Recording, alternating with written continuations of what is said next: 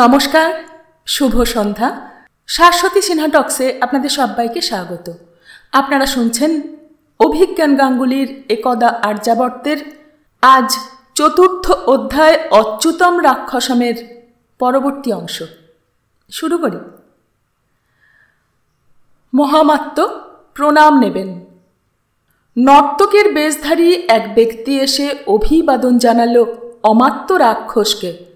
তাকে একবার আপাদমস্তক দেখে নিয়ে রাক্ষস জিজ্ঞেস করলেন, কি সংবাদ এনেছ গুপ্তচর?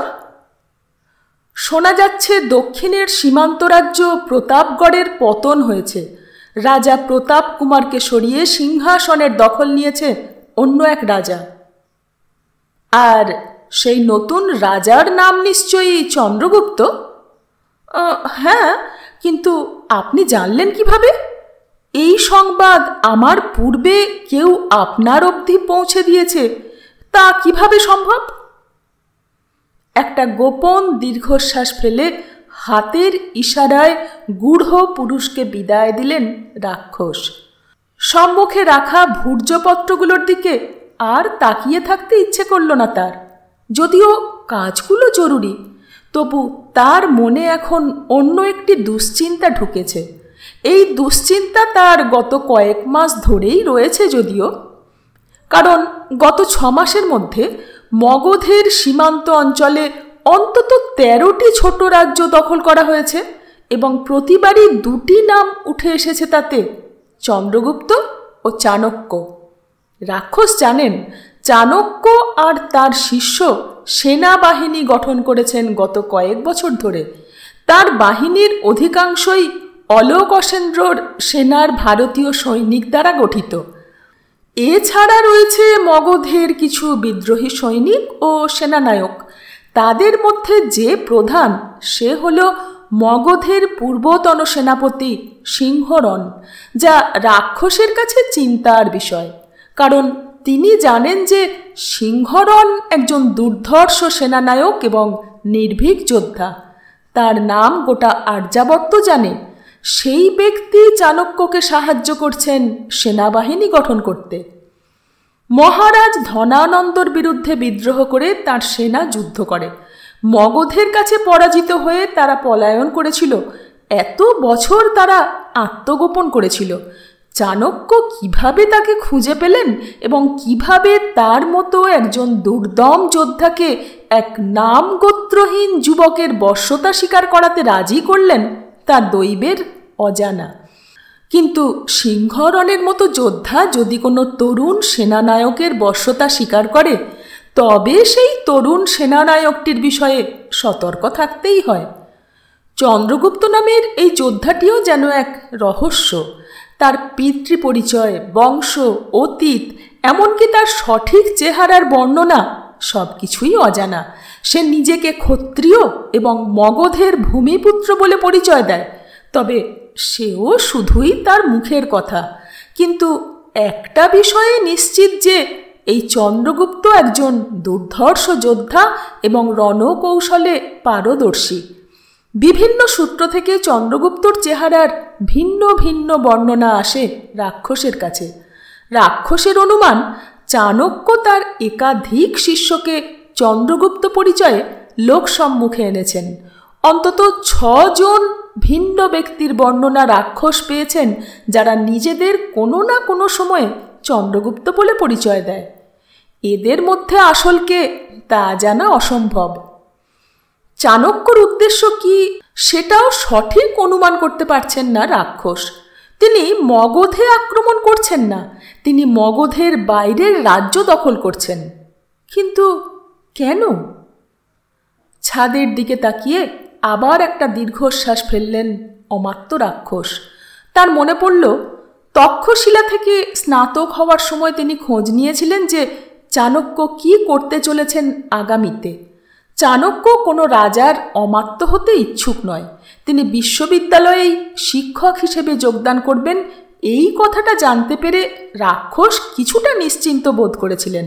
কারণ রাক্ষস কখনোই চাননি যে চাণক্যর মতো কোনো ব্যক্তি তার প্রতিদ্বন্দ্বী হোক।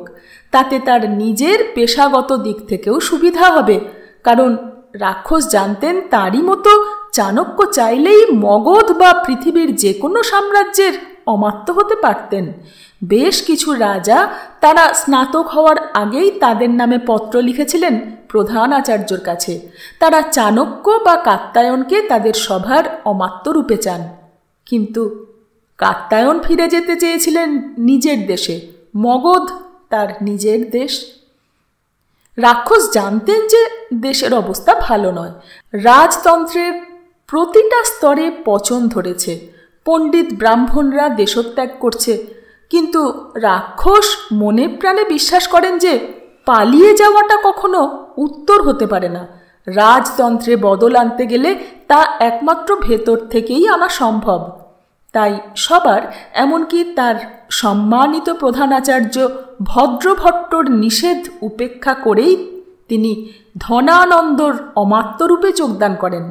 এরপর খুব প্রত্যাশিতভাবেই মাত্র কয়েক বছরের ব্যবধানে তিনি অতি দ্রুত ধনানন্দর প্রধান আমাত্য পদে পৌঁছে যান। বর্তমানে তিনিই মগধ চালাচ্ছেন। তিনি অবস্থার উন্নতি করার নিরঙ্কুশ প্রয়াস করে চলেছেন। কিন্তু তিনি কতটা উন্নতি করতে পেরেছেন দেশের? কতটা দূর হয়েছে সাধারণ মানুষের দুর্দশা? না, নিজের কাজে একদিনের জন্যেও সন্তুষ্ট হননি রাক্ষস। তিনি আপ্রাণ চেষ্টা করেন ধনানন্দকে ধ্বংসাত্মক সিদ্ধান্ত নেওয়া থেকে বিরত রাখতে। কিন্তু বেশিরভাগ ক্ষেত্রেই তিনি বিফল হন।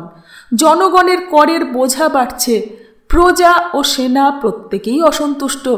বিদ্রোহ দানা বাঁধছে আনাচ কানাচে। গুপ্তচর মারফত সংবাদ পেলেই সেনা পাঠিয়ে শক্ত হাতে বিদ্রোহ দমন করেন রাক্ষস, কারণ তিনি মগধকে রক্ষা করতে প্রতিজ্ঞাবদ্ধ। কিশোরী কণ্ঠের খিলখিলে হাসির শব্দে চিন্তায় ছেদ পড়ল রাক্ষসের। দৌড়ে তার কক্ষে প্রবেশ করল রাজা ধনানন্দর অষ্টম বর্ষীয়া কন্যা দুর্ধরা। ছুটে এসে তার কোলে উঠে বসল সে। তার পেছনে ছুটে আসতে থাকা একদল দাসী কক্ষের দ্বার অবধি এসে দাঁড়িয়ে পড়ল। প্রধান আমাত্য রাক্ষসকে দেখে তারা যেন প্রচণ্ড ভয় পেয়ে দ্রুত নত শির হল। দুর্ধরা আনন্দের সঙ্গে রাক্ষসের কোলে বসে তাকে বলল, ওরা আমায় খেলতে দিচ্ছে না মাতা, ওদের চলে যেতে বলো। সস্নেহে দুর্ধরার মস্তকে হাত রেখে রাক্ষস বললেন, কিন্তু এখন যে অধ্যয়নের সময় রাজকুমারী, খেলা আবার পরে হবে। মুখে ভেঙচি কেটে দুর্ধরা বলল, অধ্যয়ন করতে আমার ভালো লাগে না। পিতাও তো বলে ওসব পড়ে লাভ নেই, খালি তুমিই জোর করো। ততক্ষণে দ্বারের বাইরে রাজকুমারীর নবনিযুক্ত ব্রাহ্মণ আচার্যটিও এসে হাজির হয়েছে। তাকে দেখে আরও একবার দুর্ধরা বলল, ওই পণ্ডিত বাজে, ওর কাছে পাঠ পড়ব না। নিরীহ ব্রাহ্মণটিকে দেখে মনে হলো এই বুঝি তার প্রাণ গেল। হাত জোড় করে অমাত্যর প্রতি মিনমিন করে উঠল, আমি কিছু করিনি আর্য, আমি বিশ্বাস করুন প্রাণ চেষ্টা। তার অবস্থা দেখে মনে মনে হাসি পেল রাক্ষসের, যদিও মুখে তার রেশ দেখা দিল না। তিনি দুর্ধরাকে প্রশ্ন করলেন, বেশ, তবে আমার কাছে পাঠ অধ্যয়ন করবে তো? খুশিতে ঝলমল করে উঠল রাজকুমারীর মুখ। হ্যাঁ, করব। অমাত্য রাক্ষস বাইরে দাঁড়িয়ে থাকা পণ্ডিতের উদ্দেশ্যে বললেন, আপনি আজ গৃহে ফিরে যান আচার্য, আর কেউ একজন রাজকুমারীর কক্ষ থেকে তার পাঠের পুস্তকাদি এখানে এনে দাও। দ্রুত প্রস্থান করল সবাই। অমাত্য রাক্ষসের কোলে বসে নিজের মনেই খেলতে শুরু করল দুর্ধরা। তার মাথায় আরও একবার হাত রেখে মনে মনে রাক্ষস ভাবলেন, মায়া বড় বিষম বস্তু। এই কন্যা সমা মেয়েটি বড় মায়ায় বেঁধে ফেলেছে। রাজনীতি, যুদ্ধ সব কিছু থেকে দূরে রাখতে হবে এই নিষ্পাপ প্রাণটিকে। তার জন্যে সব কিছু করতে আমি প্রস্তুত। 4 মহারাজ অর্ধনিমিলিত চোখে প্রধান আমাত্যর দিকে চেয়ে দেখলেন মগধাধিপতি ধনানন্দ। এই মুহূর্তে তার হাত ও পা টিপে দিচ্ছে 4 জন দাসী। তার সামনে বরাবরের মতোই সুস্বাদু খাদ্য ও সোমরস রাখা। ধনানন্দ বললেন, এসো অমাত্য, যখনই আমার সামান্য আমোদের শখ মনে জাগে তখনই তুমি এসে যাও, আজই বা তার ব্যতিক্রম হবে কেন? এসো এসো অমাত্য রাক্ষস। বক্রোক্তি সম্পূর্ণ অগ্রাহ্য করে রাক্ষস হাতের ইশারায় কক্ষে উপস্থিত রমণীদের বিদায় দিলেন। তারা ভয়ে ভয়ে দ্রুত সেখান থেকে প্রস্থান করল। রাক্ষস এগিয়ে এসে রাজার সম্মুখে বসে বললেন, মহারাজ, একটা সংবাদ আপনার জানা উচিত। আমাদের সীমান্তবর্তী বেশ কিছু ছোট রাজ্য গত কয়েক মাসে আক্রান্ত হয়েছে, তা নিশ্চয়ই আপনার অজানা নয়। হ্যাঁ জানি, তাতে কি? সেই সমস্ত আক্রমণের অন্তরালে যে ব্যক্তির নাম উঠে আসছে সে হল চাণক্য শিষ্য চন্দ্রগুপ্ত। কি? কে? চাণক্য শিষ্য চন্দ্রগুপ্ত। আশা করি মহারাজের স্মরণে আছে আচার্য চাণক্যর নাম। হ্যাঁ, সেই কুরূপকে ভুলি কিভাবে? তার এত সাহস যে আমায়, সম্রাট ধনানন্দকে অপমান করে। হ্যাঁ মহারাজ, সেই চাণক্য। তো তাতে কি হয়েছে? এতে আমার বা তোমার বিচলিত হওয়ার কারণ দেখি না। সে তো অন্য সব ক্ষুদ্র জনপদ দখল করছে শুনলাম। মগধের সীমানা পার করার সাহস আর তার নেই। খেলতে দাও তাকে আর তার শিষ্যকে একটু যুদ্ধ খেলা। মহারাজ, আমার কিন্তু ধারণা বিষয়টা নিয়ে আমাদের ভাবিত হওয়া উচিত। আমি নিশ্চিত সে যা করছে তা কোনো মতেই খেলা নয়, বিশেষ কোনো পরিকল্পনা নিয়ে সে এগোচ্ছে। আমি এও নিশ্চিত তার আসল লক্ষ্য মগধ। পঞ্চনদের থেকে শুরু করে আর্যাবর্তর দক্ষিণ অবধি প্রতিটি রাজার লক্ষ্যই হলো মগধ। তাতে মগধের কি বা আসে যায়? তাদের কারুরই ক্ষমতা নেই আমাদের কেশাগ্র স্পর্শ করে। স্বয়ং যবনদের সম্রাট অলোক অসেন্দ্র মগধের ভয়ে পলায়ন করেছে, তো সেখানে ওই ব্রাহ্মণ কি করে নেবে? প্রথমত অলোক অসেন্দ্রর ফিরে যাওয়ার জন্যে মগধ ভীতি দায়ী, এ কথা জোর দিয়ে বলা যায় না। দ্বিতীয়ত, আশা করি আপনি চাণক্যর প্রতিজ্ঞার কথা ভুলে যাননি, কারণ আমি নিশ্চিত যে তিনিও ভোলেননি নিজের প্রতিজ্ঞা। তো তুমি কি এখন মগধাধিপতি ধনানন্দকে বলছো চাণক্যকে ভয় পেতে? এই আর্যাবর্তর সবচেয়ে শক্তিশালী সম্রাটকে এখন এক ব্রাহ্মণ শিক্ষককে ভয় পেতে হবে? মনে মনে রাক্ষস ভাবলেন, হ্যাঁ, আমি ভয় পেতেই বলছি তোমায় নন্দ। কিন্তু তিনি বুদ্ধিমান, জানেন এ কথা বললে হিতে বিপরীত হবে। তাই রাক্ষস উত্তর দিলেন, ভয় পেতে বলিনি মহারাজ, কিন্তু আমার মনে হয় আমাদের সতর্ক থাকা উচিত। হাস্যকর! আর এতই যদি তোমার আশঙ্কা, তবে কয়েক বছর আগে সেই দিন কেন আমায় বাধা দিয়েছিলে ওই অভদ্র ব্রাহ্মণকে মৃত্যুদণ্ড দেওয়া থেকে? সেই দিনই শেষ করে দিতাম আমি ওই চাণক্যকে। কারণ আমি চাইনি যে আপনার হাতে অন্যান্য সব কিছুর সঙ্গে ব্রহ্মহত্যার পাপও যুক্ত হোক। নেশার কারণেই হোক বা নিজের মনে মগ্ন থাকার কারণেই হোক, ধনানন্দ তার মহামাত্মর কথার মাঝখানে থাকা শ্লেষটুকু ধরতে পারলেন না। তিনি বললেন, আচ্ছা রাক্ষস, তুমি মগধের সমস্ত কিছুর কেন্দ্রে আছো। তুমি আমার চেয়েও ভালোভাবে মগধের শাসন ব্যবস্থার সঙ্গে পরিচিত। তুমি বলো তো, এই মুহূর্তে মগধে আক্রমণ করে কি কোনো সেনাবাহিনীর ক্ষমতা আছে আমাদের পরাজিত করা? না, দেবরাজ ইন্দ্রর দেবসেনা বা অসুররাজ বালির রাক্ষস সেনা ব্যতীত কোনো সেনার ক্ষমতা নেই মগধকে পরাজিত করা। পুনরায় পালঙ্কে রাখা উপাধানে গা এলিয়ে দিয়ে ধনানন্দ বললেন, তাহলে আর চিন্তা কি? আমার মনে হয় তুমি অত্যধিক গুরুত্ব দিয়ে ফেলছ ওই ব্রাহ্মণকে। মগধের সামনে সে ও তার শিষ্য পতঙ্গ সমান। তাদের চাইলেই আমি পিষে ফেলতে পারি এক মুহূর্তে। এত ভাবনার কিছু নেই অমাত্য। তুমি যতটা তার বিষয়ে বলো, সে বাস্তবে ততটা বুদ্ধিমান হলে একসময় সে ঠিকই উপলব্ধি করবে যে মগধ অজেয়। তার এই প্রতিজ্ঞা হাস্যকর ও দিবা স্বপ্ন সম অলিক। সেই দিন সে হাল ছেড়ে দেবে। দীর্ঘশ্বাস নির্গত করে অমাত্য রাক্ষস বললেন, তাই যেন হয় মহারাজ, তাই যেন হয়। 5. অমাত্য রাক্ষসের দূরদৃষ্টির প্রমাণ কয়েক বছরের মধ্যেই পাওয়া গিয়েছিল। চাণক্যর পরিকল্পনা অনুযায়ী একটি একটি করে ছোট রাজ্য জয় করে চলেছিল চন্দ্রগুপ্তর নেতৃত্বাধীন সেনা।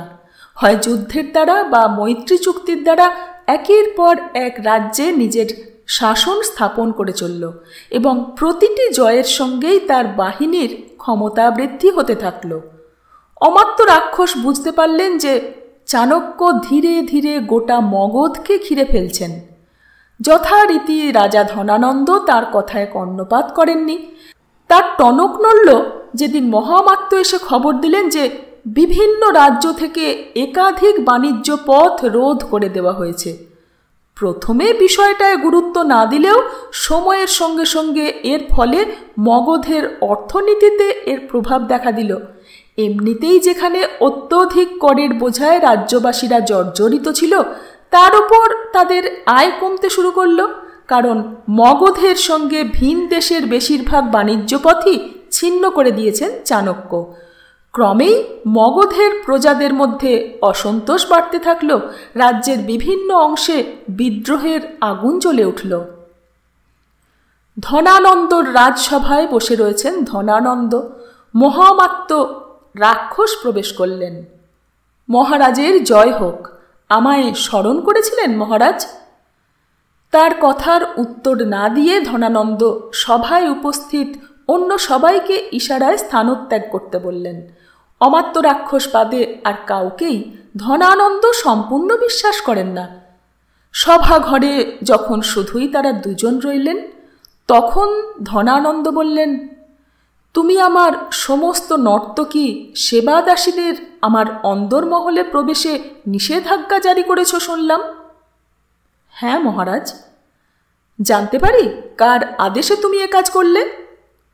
রাজার রুক্ষ প্রশ্নের উত্তরে তাপ উত্তাপহীন ভঙ্গিতে অমাত্য উত্তর দিলেন, আমার আশঙ্কা যে আমাদের অন্দরে শত্রুদের গুপ্তচর প্রবেশ করেছে, কারণ তারা আমাদের অনেক গোপন তথ্য পেয়ে যাচ্ছে।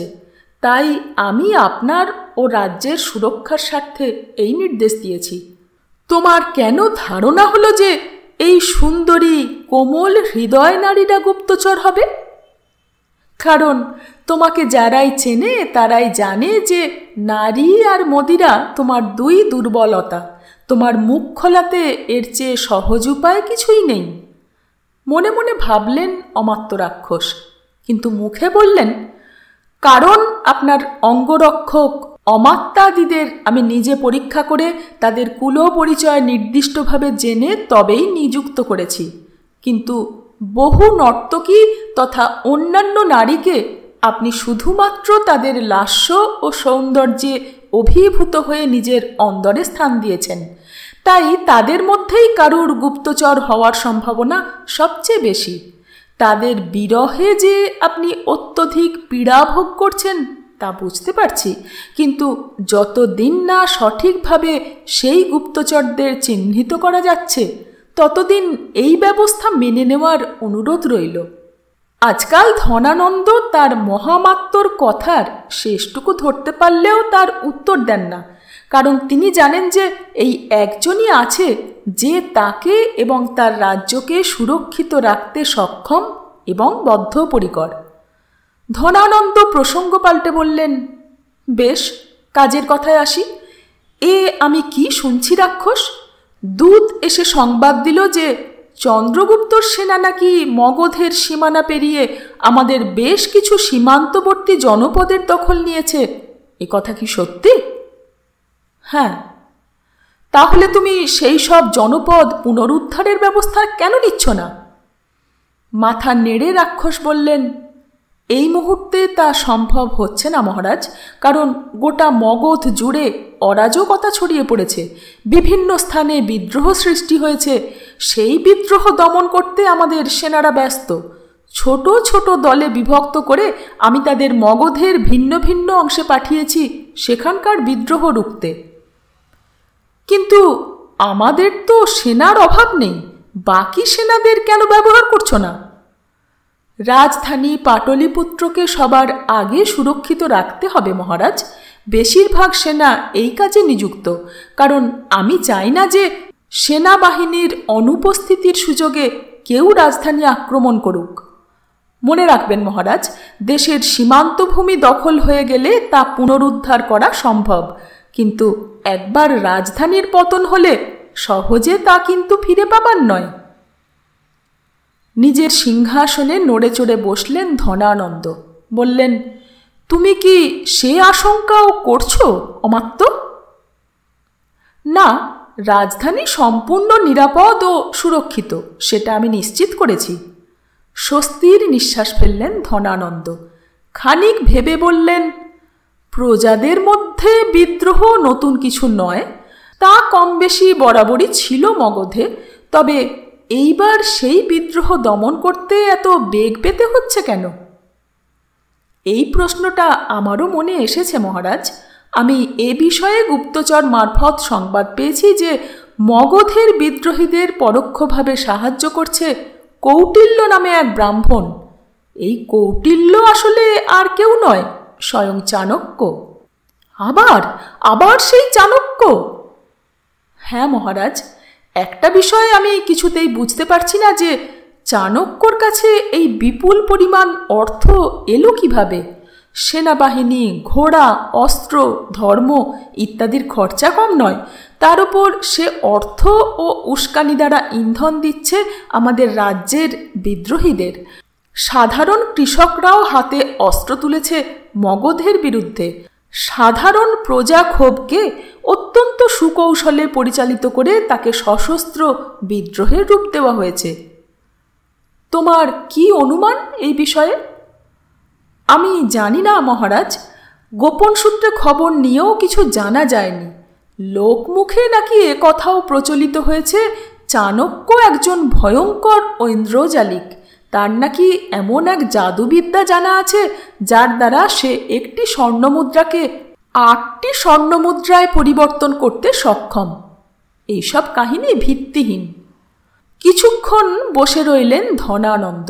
বললেন, ওই কূট ব্রাহ্মণের পিতা চনককে যেভাবে হত্যা করা হয়েছিল তাকেও সেভাবেই ওই দিন রাজসভাতেই হত্যা করা উচিত ছিল আমার। সব রক্তের দোষ।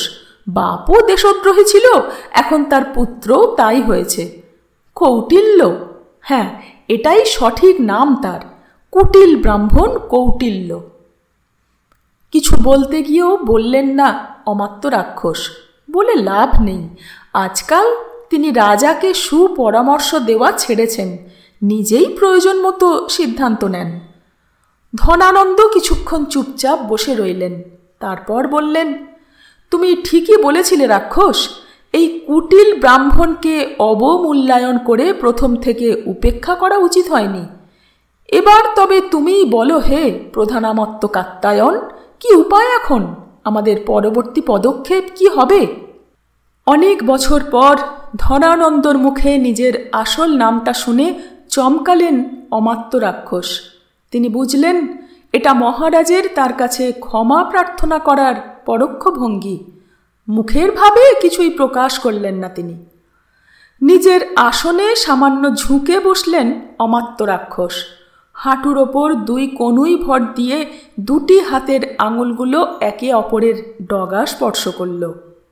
ধনানন্দ আগেও এভাবে বসতে দেখেছেন তার মহামাত্যকে। একদিন জিজ্ঞেসও করেছিলেন এই মুদ্রার অর্থ কী। উত্তরে রাক্ষস বলেছিলেন যে এই মুদ্রার নাম হাঁকিনি মুদ্রা। এই মুদ্রা মানুষের মস্তিষ্কের একাগ্রতা বৃদ্ধি করে তার চিন্তা শক্তির ক্ষমতা বাড়ায়। কিছুক্ষণ সেই ভঙ্গিতে বসে থাকলেন রাক্ষস, কোনো কথা বললেন না। অধৈর্য হলেও অপেক্ষায় রইলেন ধনানন্দ। বেশ কিছুক্ষণ বাদে রাক্ষস বললেন, মহারাজ, আমার মনে হয় সময় এসেছে গুরুত্বপূর্ণ একটা সিদ্ধান্ত নেওয়ার। আশা করি আপনি উপলব্ধি করতে পেরেছেন যে আচার্য চাণক্য গোটা রাজ্যের জন্যে এক বিপজ্জনক ব্যক্তি। এতদিন সেই আমাদের ওপর আঘাত হেনে গিয়েছে। আমার মনে হয় এইবার আমাদের প্রতি আঘাত করার সময় আসন্ন। তুমি কি করতে চাইছো অমাত্য? বিষ্ণুগুপ্ত চাণক্য কৌটিল্যকে রাজদ্রোহী ঘোষণা করুন। কিন্তু কিন্তু এক সাধারণ ব্রাহ্মণকে গোটা মগধের শত্রু হিসেবে চিহ্নিত করলে লোকে কি বলবে? তারা কি বলবে না যে আমি এক সাধারণ ব্রাহ্মণকে ভয় পেয়েছি? মহারাজ, এটা অহংয়ের সময় নয়। সত্য এটাই যে আমরা আক্রান্ত মহারাজ। এখন নিজের রাজ্যকে শত্রুর হাত থেকে রক্ষা করার সময়। আক্রমণই হল রক্ষণের সেরা উপায়। কিছুক্ষণ ভেবে ধনানন্দ উত্তর দিলেন, বেশ, তবে তাই হোক। ধন্যবাদ মহারাজ। কালকে প্রভাতেই গোটা দেশে দূত প্রেরণ করব মগধের রাজ আদেশ সহ। চাণক্যর মস্তকের মূল্য ধার্য করে তাকে খুঁজতে সারা দেশের সামরিক শক্তিকে ব্যবহার করা হবে। যে বা যারা তার খোঁজ দিতে পারবে তাদের জন্য পুরস্কার ঘোষণা করা হবে। অন্য রাজ্যের কাছেও একই বার্তা পৌঁছে দেওয়া হবে যে তাকে কেউ স্থান দিলে সেই রাজ্যও মগধের শত্রু বলে বিবেচিত হবে। চাণক্যকে চাই, জীবিত অথবা মৃত। ধনানন্দ তার অমাত্যের চোখের দিকে চেয়ে তার মনের ভাব বোঝার চেষ্টা করলেন। এবারও বিফল হয়ে সরাসরি প্রশ্ন করলেন, এই কৌটিল্য তোমার বিশ্ববিদ্যালয়ের সহপাঠী। একদিন তুমি এর প্রাণ রক্ষার্থে আমায় বাধা দিয়েছিলে। আজ তুমি তার মৃত্যুদণ্ডাদেশ দিতে বলছো? মহারাজ, আমার আনুগত্য সেদিনও মগধের প্রতি ছিল, আজও তাই আছে। কিন্তু সেদিন চাণক্য মগধের জন্য বিপদ ছিল না, আজ সে মগধের জন্য কাল রূপে দাঁড়িয়ে আছে। অতএব সে এখন আমার প্রতিপক্ষ। ধনানন্দ উঠে দাঁড়ালেন। এগিয়ে গিয়ে তেপায়ার ওপর রাখা পানাহারের আয়োজন থেকে দুটি পাত্র নিলেন। একটিতে সোমরস ঢাললেন, অন্যটিতে ডালিমের রস। এগিয়ে এসে দ্বিতীয় পাত্রটি প্রধান আমাত্যর দিকে এগিয়ে দিয়ে বললেন, পান করো কাত্যায়ন, এ মদিরা নয়, আমার সঙ্গে পান করো আজকে। আজকে প্রথমবার এই মহারাজ নন্দর সঙ্গে পরিচিত হলেন অমাত্য রাক্ষস। আজ প্রথমবার নিজের হাতে তার হাতে পানপাত্র তুলে দিচ্ছেন মহারাজ। পানপাত্র হাতে নিয়ে দুজন একসঙ্গে চুমুক দিলেন। বিনা বাক্যব্যয়ে দুজন তাদের পাত্র শেষ করলেন। রাক্ষস উঠে দাঁড়িয়ে বললেন, বিদায় দিন মহারাজ, অনেকগুলো আদেশপত্র তৈরি করতে হবে আজকের। হ্যাঁ, যাও অমাত্য কাত্যায়ন। বেরিয়ে যাওয়ার আগে পেছন ফিরলেন মহামাত্য। বললেন, মহারাজ। বলো অমাত্য। আপনি আমায় রাক্ষস নামে সম্বোধন করলেই আমি খুশি হব। মগধের এই মুহূর্তে রাক্ষসকে প্রয়োজন। নন্দ সাম্রাজ্যকে রক্ষা করার ক্ষমতা এই মুহূর্তে শুধুমাত্র একজন রাক্ষসের আছে। চাণক্য যদি কৌটিল্য হয় তবে তার সঙ্গে এই যুদ্ধে কাত্যায়নকে রাক্ষস হতে হবে। মহারাজ ধনানন্দকে অভিবাদন জানিয়ে সভা ত্যাগ করলেন অমাত্য রাক্ষস। 6 পাখি পাখি, নজরদার চেঁচিয়ে উঠল। সঙ্গে সঙ্গে দলপতি বলে উঠল, তীরন্দাজরা প্রস্তুত হও। দুর্গের সব থেকে উঁচু মিনারের ছাদে দাঁড়িয়ে থাকা 4 তীরন্দাজ ধনুকে বাণ চড়িয়ে প্রস্তুত হলো। নজরদার হাত তুলে ইঙ্গিত করে দেখালো, ওই যে উত্তর পূর্ব থেকে আসছে উড়ে। দুর্গর ওপর পাখিটা আসতেই দুটো তীর বিদ্ধ করল তাকে। তীরবিদ্ধ পাখির মৃতদেহটা এসে পড়ল বাগানের মাটিতে। একজন সৈনিক ছুটে গিয়ে মরা পাখিটাকে তুলল। গলায় বা পায়ে সুতো দিয়ে কোনো চিরকুট বাঁধা আছে কিনা পরীক্ষা করল। তারপর সেটাকে একটা মুখ ঢাকা বড় মাটির জালায় ফেলে দিল। আজ সকাল থেকে এভাবেই হত্যা করা অন্য 98টি পাখির মৃতদেহও ওখানেই আছে। আর একটি হলেই 100 হবে, মনে মনে ভাবল সৈনিক। ছাদ থেকে অন্য একজন চিৎকার করে জিজ্ঞেস করল, কিছু ছিল নাকি? না, চিৎকার করেই উত্তর দিল সৈনিক। হ্যাঁ, এভাবেই পাটলিপুত্রে রাজমহল থেকে ওঠা বা সেদিকে আসা প্রতিটা পাখিকে হত্যা করা হচ্ছে গত 10 দিন ধরে। সারা দিন ধরে এই কাজ করছে একদল সৈনিক পাটলিপুত্রর বিভিন্ন গুরুত্বপূর্ণ স্থান থেকে। এটাই মহামাত্য রাক্ষসের নির্দেশ। তিনি সন্দেহ করছেন যে রাজমহলের অন্দরে বা রাজধানীর বুকে শত্রুর কোনো গূঢ় পুরুষ আছে। সেই গুপ্তচরই সমস্ত গুরুত্বপূর্ণ সংবাদ পৌঁছে দেয় চন্দ্রগুপ্ত ও চাণক্য অবধি। অনেকবার চেষ্টা করেও কিছুতেই সেই গূঢ় পুরুষকে ধরা যায়নি। বহুবার তার পিছু নিয়ে প্রাণ হারিয়েছে মগধের সৈনিকরা। রাক্ষসের নিজের গুপ্তচররা জানিয়েছে যে এই পাটলিপুত্রর বুকে চাণক্যর একজন বিশেষ গূঢ় পুরুষ আছে। শোনা যায় সে ছদ্মবেশে এতটাই পটু যে তার আসল রূপ সে নিজেই ভুলে যেতে বসেছে। কেউই তার আসল মুখ চেনে না। এগুলোই ভাবতে ভাবতে মহলের প্রাঙ্গণে পদচালনা করছিলেন অমাত্য রাক্ষস। হঠাৎ দক্ষিণের দ্বারে কোলাহল কানে গেল তার। সেদিকে এগিয়ে গিয়ে দেখলেন একদল সৈনিক ও দাসরা দ্বারের সম্মুখে ভিড় করে আছে। কি ব্যাপার? সেদিকে এগোতে এগোতে প্রশ্ন করলেন অমাত্য রাক্ষস।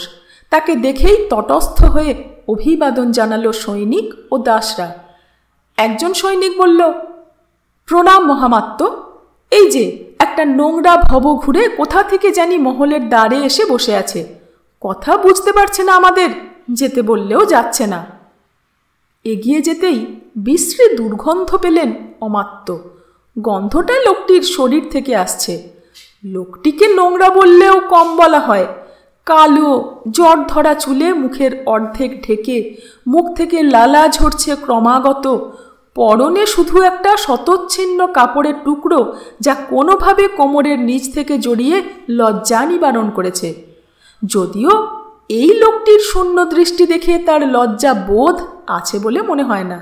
কোনো সহৃদয় ব্যক্তি সম্ভবত নিজেই লজ্জার খাতিরে তার কোমরে কাপড়টা জড়িয়ে দিয়েছে। তাও সম্ভবত কয়েক মাস অতিক্রান্ত হয়েছে। তারাও একে, তোমরা দাঁড়িয়ে আছো কেন?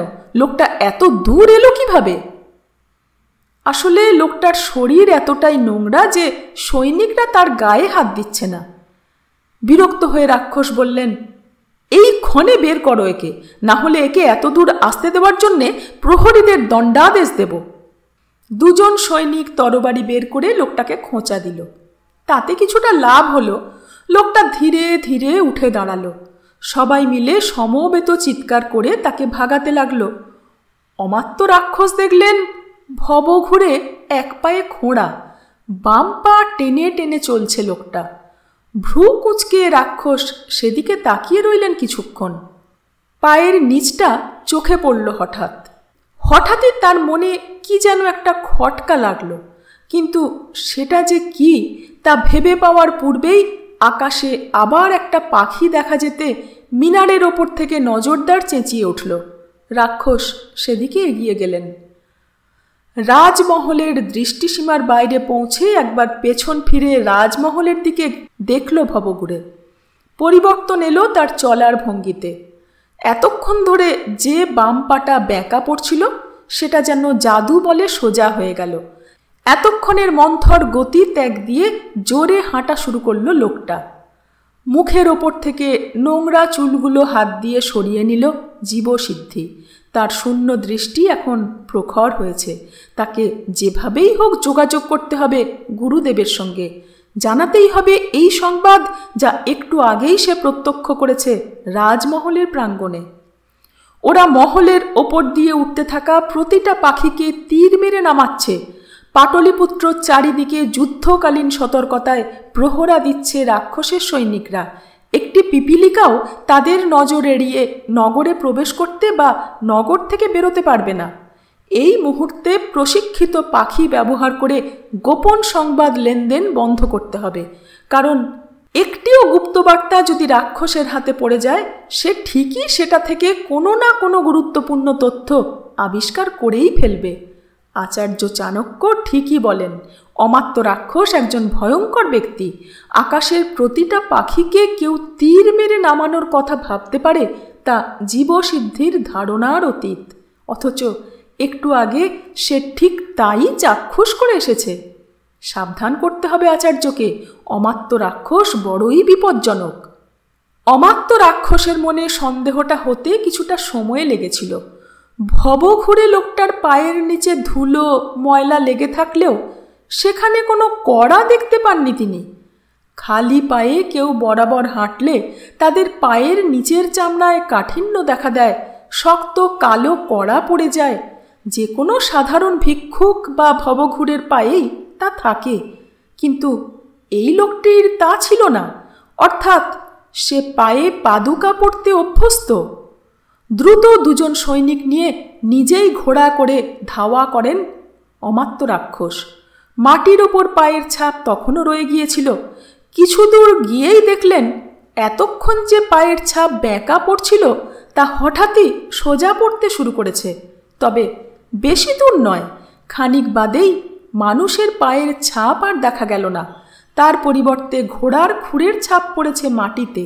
অর্থাৎ ঘোড়া এখানেই লুকিয়ে রেখে ভবঘুরের ছদ্মবেশে মহলে গিয়েছিল লোকটা। গুপ্তচরটি একটুর জন্যে তার হাত থেকে ফসকে যাওয়ায় হতাশ হলেন অমাত্য রাক্ষস, যদিও রাক্ষসের মুখে তার চিহ্নও দেখা গেল না। আজ এইটুকু। পরবর্তী অংশ নিয়ে ফিরে আসছি, সঙ্গে থাকবেন। ধন্যবাদ।